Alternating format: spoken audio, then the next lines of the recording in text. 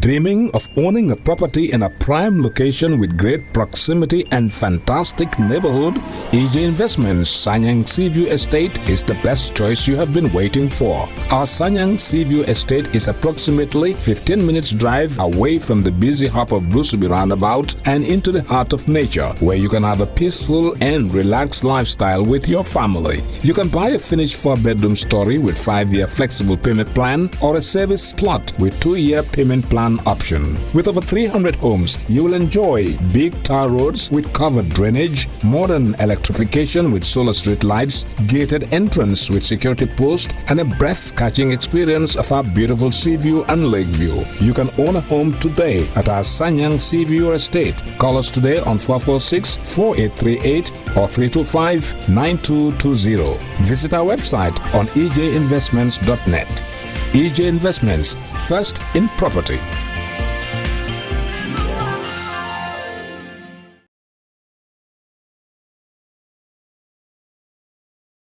On this occasion, I'm here with the Secretary General, Office of the President, Ibrahim Kamara, and of course with the government spokesperson, Ibrahim Sankare, who should be doing this introduction, but because I am the host, that's why I am introducing them. But Ibrahim, now I hand over to you.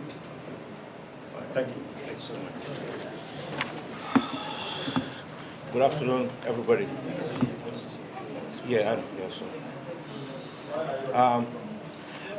Good afternoon, everybody. Members of the press corps, lawyers, civil servants, people interested in this program. This is probably one of the most poignant moments in the legacy of Adama Barrow's government.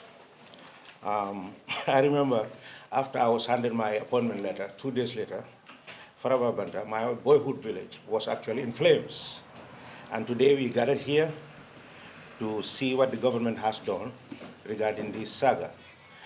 Before much ado, I would invite the Honorable Secretary General, Honorable Ibrahim Kamara, to share a few words with you, and thereafter I will delve into the introduction of the program, and then thereafter the Honorable Attorney General, Mr. Tamedu, will tell us what the government has decided to do, the deliberations, the resolutions, and all that. Thank you, and welcome to this press conference. Honorable Secretary General. Thank you. Thank you very much, Honorable Minister and Attorney General, government spokesperson, members of the press. I don't know whether the diplomatic community is here represented, but if they're here, I salute you. Our distinguished lawyers, all other protocols respectfully observed. I have the pleasure to be part of this April occasion, when the government of the Gambia again shows how responsible we are to situations as they arise. All of us remember or recall the Faraba Bantang incident and the setting up of a panel or a commission of inquiry that did a good job. And today we are just like at the tail end of the process, with a white paper being published. Constitutionally, that's a requirement. And then, sharing that white paper with all the resolutions, as the spokesperson has mentioned, contained in the white paper, and sharing that with the public through members of the press and others. So my role essentially is to endorse this activity as proper, constitutionally in line, and as a response to what we ought to do to the public to ensure that fair play is what obtains anytime we have such incidents. My role is simply to welcome all of you and to thank you, and to thank, I don't think I'll have this opportunity again in this forum, to thank the Attorney General, who has been a very big force into guiding government into constitutionality, into procedures that we need to take. And I really cannot end my speech, my very short speech, without asking that we give him a round of applause for everything that he has done for this country, especially also or including this matter, this Faraba Bantang issue. Thank you very much. We can give him a round of applause. All right, thank you. On this note, I hand it back to spokesperson. Thank you, Mr. Secretary General. Ladies and gentlemen, now I'm going to read the introduction to the white paper, and that will be followed by Mr. Tamedu's own deliberations. Thereafter, we'll be inviting questions from members of the press. If you have further questions or concern after the press conference, or if you have issues that you want to raise, you can actually see us individually after the press conference. Okay. Gambia government white paper on the report of the Faraba Bantang Commission of Inquiry. On 18 June 2018, there was a tense standoff between the Police Intervention Unit, PIU, and residents of Faraba Bantang village in the West Coast region of the Gambia regarding sand mining activities in the village of in the village by Julake Quarry and Mining Limited, hereinafter called Julake Limited, a private company. The standoff led to an eruption of violence between the said residents and the PIU, resulting in the deaths of 3 civilians, serious injuries to some civilians and PIU personnel, and the destruction of properties in the village. In accordance with Section 200 of the Constitution of the Republic of the Gambia, 1997, and the Commission of Inquiry Act, Cap 31, Volume 5 of the Laws of the Gambia, His Excellency Adama Barrow, President of the Republic of the Gambia, on July 1, 2018, established a Commission of Inquiry through Gazette number GN 462018 with the following membership: Emmanuel Daniel Diouf, Chairperson; Nene MC Cham, member; Abdullah Kole, member; Omar Cham, member; Lieutenant Yusufa Jallo, member. The members of the Commission were sworn in on July 5, 2018, and the terms of reference of the Commission were as follows: A, to investigate the circumstances that led to the standoff between the villagers of Faraba Bantang and the PIU. B, to investigate the circumstances that led to the injuries, the fatalities, and connected matters in Faraba Bantang. More particularly, 1, identify those responsible for the deaths, injuries, and destruction of properties, including those who may have ordered any shootings and those who fired the shots. And 2, identify possible failures or breakdown in the police chain of command that led to the shootings. C, the Commission was also mandated to: 1, recommend ways and means of preventing a recurrence of the circumstances that led to the standoff in Faraba Bantang. 2, recommend ways and means of preventing the occurrence of similar incidents in other parts of the country. And 3, recommend ways and means of improving police duties and police crowd control capabilities. The Commission submitted its report in 1 volume to the President on 17 September 2018. The government has carefully considered the report, and in this white paper has stated its decision and accepts, except as otherwise stated in this white paper, the findings and recommendations as they relate to the issues brought out in this report. On this note, I have the singular honor to invite the Honorable Attorney General to give us his perspectives on the report. Thank you. Thank you. Thank you. Thank you, Honorable SG and Spokesperson Sankare. We're here today to release the report of the Faraba Bantang Commission of Inquiry and the government white paper, both of which will be distributed after this press conference. I leave that in the care of the government spokesperson. The publication of this report is being guided by Section 203 of the Constitution of the Gambia 1997, which says that on receipt of the report of a commission of inquiry, the President shall, within 6 months, publish the report and his or her comments on the report, together with a statement of any action taken or the reason for not taking any action thereon. Or, where the President refuses to publish the report for reasons of national security or otherwise in the public interest, he or she shall, within 6 months, publish a statement to that effect. The President has decided to publish this report within the 6-month period stipulated in the Constitution.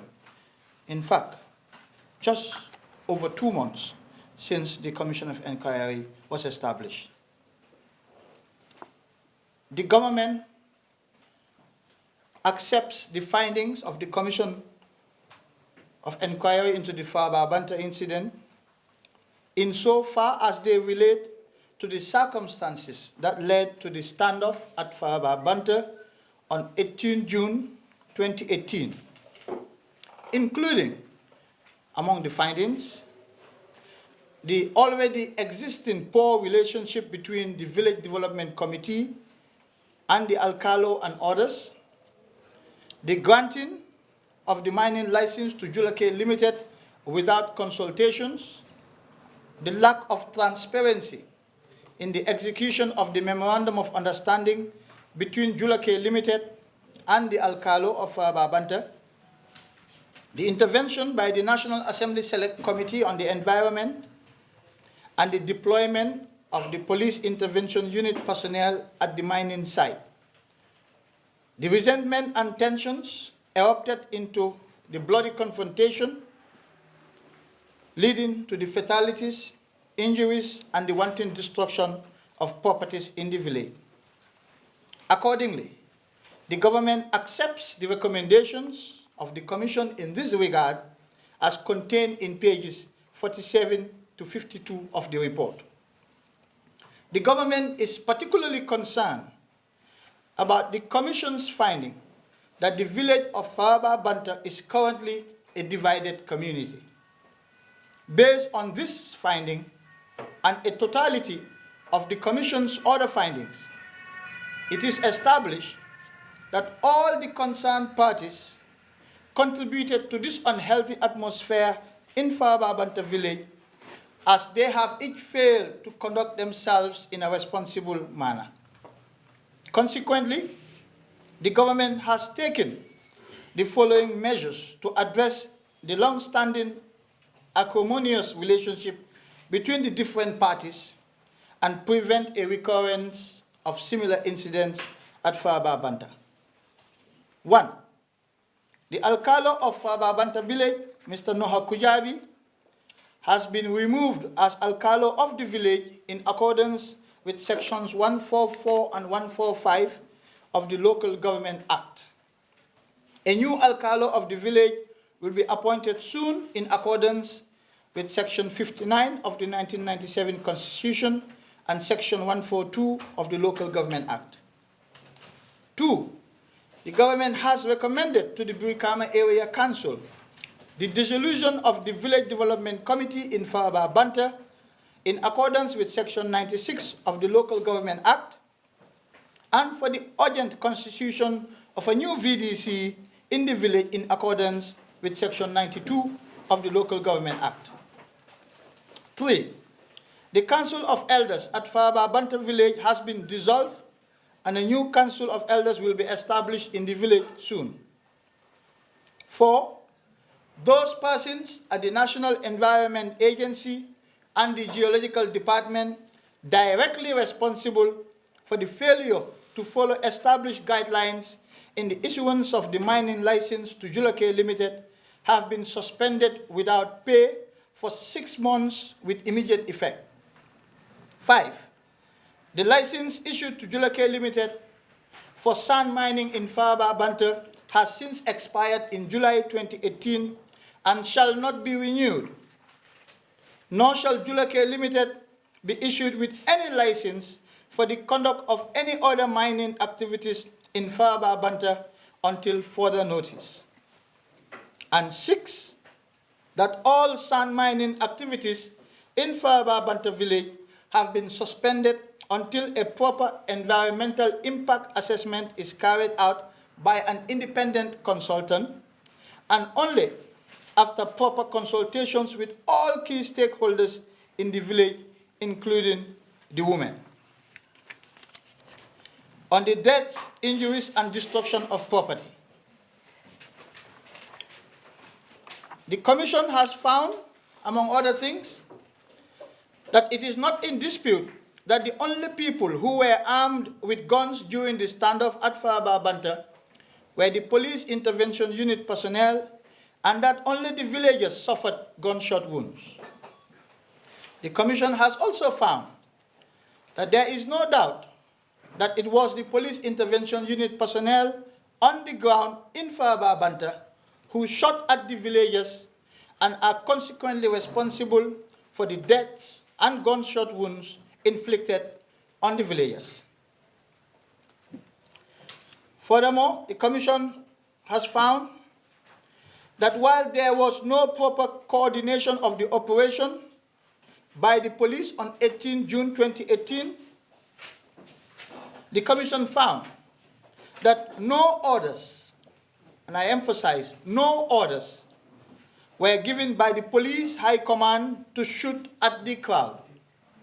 In essence, the police intervention unit personnel who fired at the villagers did so without lawful command and acted alone.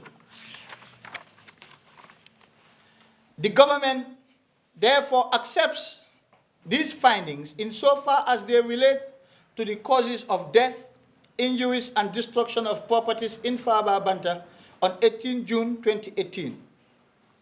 Accordingly, the government accepts the recommendation of the Commission in this regard as contained in pages 47 to 52 of the report, and has consequently taken measures including the following.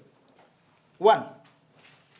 That criminal prosecutions, appropriate criminal prosecutions, be continued against ASP Musa Fati, PC Musa Baji, PC Nuha Koli, and First Class Mamadou Z Jallo, and Superintendent Babakar Cham for the deaths of Bakari Kujabi, Ismail Abba, and Amadou Jao, all of whom died from gunshot wounds as established by the coroner. 2. That criminal prosecutions be initiated against all the perpetrators identified in pages 43 to 45 of the report for the willful destruction of properties and other related crimes in Faraba Bantang. 3. The Gambia Police Force has been directed to conduct criminal investigations into the killings, injuries, and destruction of properties for the purpose of prosecuting the alleged perpetrators of the crimes within the shortest possible time. 4. That the families of those who died and those who sustained serious injuries are to be compensated by the state. 5. That those who lost their properties as a result of the vandalism and arson are also to be compensated by the state. And 6.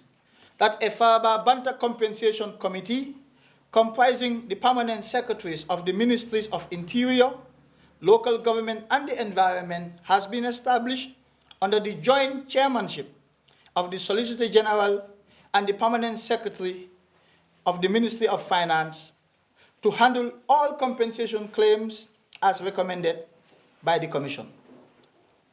On the question of preventing similar occurrences in other parts of the country and improving police duties and crowd control capabilities, the government takes note of the observations made by the Commission insofar as they relate to preventing similar occurrences in other parts of the country and improving police crowd control capabilities as contained in pages 53 to 61 of the report.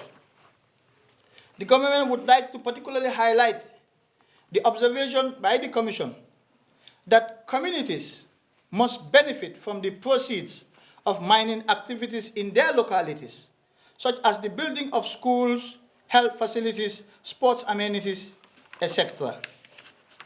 The government regrets the deaths, injuries, and destruction of properties at Faraba Bantang, which occurred on 18 June 2018. The government accepts the findings of the Commission, except as otherwise stated in this white paper, and undertakes to implement the recommendations as contained in the Commission's report submitted to the President on 17 September 2018. The recommendations will be implemented in phases depending on the availability of human, material, and financial resources at any given moment. Finally, the government wishes to place on record its deepest gratitude to the members of the Commission and to the support staff for carrying out this arduous national assignment with such commitment, diligence, and dedication. I thank you for your attention, and as I said, the whole white paper will be distributed together with a few complimentary copies of the report. Mr. Spokesperson.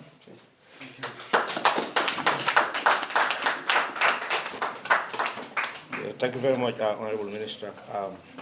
I now ask members of the press corps to begin asking questions or seeking clarification. Yes, Claire. So Claire Barbles for RFI. So we didn't see the report, so sorry if it's in it, but is there not any recommendation more about, in general, how is the police giving the chain of command of the police, or to do some improvement in the police force, because you talk about prosecution of individuals, but are there more general measures to change how the PRU is displaced and how they act? There is certainly recommendation in the report, as you will see, to improve police capabilities. And I think the government has included in its white paper. In fact, we have highlighted that in the white paper, and that the security sector reform, which is ongoing right now, encompasses a strategy for improving our security sector personnel, and that is already initiated. But we do clearly highlight that as a key recommendation of the Commission. But the Commission does make it clear that that needs to be done, especially the vetting of personnel who were involved in human rights violations in the past. They were very specific about that, and we have specifically highlighted that in the white paper as a priority for the government. And as I said, it is part of the ongoing security sector reform right now. Availability of human, material, and financial resources. So therefore, I can't give you an answer to that. But I know that the government is determined to deal with these issues immediately, urgently, as is necessary. On your first question as to the law that we relied upon to dissolve the Council of Elders, well, the Council of Elders is not a creation of statute, unlike the VDC, which is a creation of statute, which is why we had to recommend, and strongly so, to the Brikama Area Council to dissolve the VDC. The Council of Elders is not a creation of statute. It's a loose body in the village, in the community, and the president can, in exercise of his executive powers to preserve the peace and security of this country, can dissolve the Council of Elders in the village. And I think the idea here is to give Faraba Bantang a chance to reconcile. The government is particularly concerned, especially His Excellency the President, that about the Commission's finding that the village of Faraba Bantang is presently a divided community. Now that is what we want to address as well. And we cannot address that sufficiently without turning a new page, especially regarding all the parties that contributed to the unhealthy atmosphere in the village, including the village alcalo, including the VDC, including the Council of Elders. We thought new people should replace them so that these new people who are untainted by the incident at Faraba Bantang can bring the people of Faraba Bantang back together and take away this unhealthy division that is poisoning the atmosphere in the village. So that is why it's important to take decisive and swift action with respect to all these parties that have contributed to the unhealthy atmosphere in the village. Yeah. My name is I'm freelance Honorable Minister, you made mention that you dissolved the VDC and also the Council of Elders. And you also made mention that Faraba Bantang is a divided community. Dissolving the VDC and the Council of Elders, would that bring reconciliation? Is it in a divided community? Would the others who will be the new VDC and the new Council of Elders, would that not undermine, the reconciliations in the village? To the contrary, we believe that bringing in people who are untainted by the incident, you will need to read the report as well, because I think we are speaking from a slightly advantageous position, having gone through the report. Maybe when you get a chance to read the report, you will understand the deep-seated mistrust that is currently prevailing in Faraba Bantang. And if you leave these structures in place, and then it's difficult to reconcile the communities there. So the government believes that it is by replacing these bodies with new faces to provide people an opportunity to reach out across communities and to bridge this divide that is currently in the village. So that is the government's view about it. As I said, we all have our different views. You may think that retaining the same people will bring about reconciliation. Well, it is by virtue of the existence of those people that the village is divided. And therefore, leaving them in place, I can imagine how extra difficult it will be to bridge the divisions. But we believe that injecting fresh blood, new faces, people who are untainted by the incident of Faraba Bantang will facilitate reconciliation in the village. And just one more clarification. We did not dissolve the VDC. We recommended to the Brikama Area Council to dissolve the VDC. We can only recommend under these circumstances. We are acting as a responsible government, and we are hoping that all institutions will also act in a similar responsible manner to ensure that Faraba Bantang has peace going forward. Yeah, for clarity purpose, you mentioned about the NE and the geological department. Who are the people who have been suspended now? We want to know. I will leave that with the Secretary General. Yeah, thank you very much. The Director General or the Director of the Department of Geology has been suspended, and so too is the Chief Executive Director of NEA has been suspended, and their letters have been distributed already. Thank you. Yes. Yeah, go ahead. Mr. Attorney General, you made mention that the information contained in the report is not sufficient enough to prosecute the suspects in that case. And there would be need to launch an additional investigation in this matter. Is there no likelihood that what happened in the NIA case is likely to happen here? Now that these people have known that they likely to be prosecuted, since investigation entails these people volunteering information, do you think you have sufficient information to bring any criminal proceeding or any criminal charges against these people? Well, I can only repeat myself that the standard of investigations required in civil processes is different from the one in criminal processes. And I am saying that we will look at the report. I believe personally, at this present moment, that additional investigation needs to be conducted to ensure a successful prosecution, simply because the required standard and burden of proof is much higher than the process which the Commission employed. Having said that, again, let me clarify that investigations does not necessarily mean voluntary statements must be taken. That's a more complicated process, and I wouldn't want to go down such legal technicalities. But the police will need to conduct their investigations. They will need to do the things they need to do to make sure that the required evidentiary assessment is made to allow us conduct a successful prosecution. Yeah. Great. Maybe last question. We're all dying here of heat. Huh? Yeah, go ahead. No, just one more. Yeah, you can go ahead. Okay, and then okay, but he didn't ask that. No, it's okay. It's a short question. Go I ahead. just wanted to come back on the fact that you insisted that the conclusion of the report says that the people who shot did it without order. Is that not even more scary? Because does that mean that the hierarchy of the police has no control over the men who are supposed to be under their orders?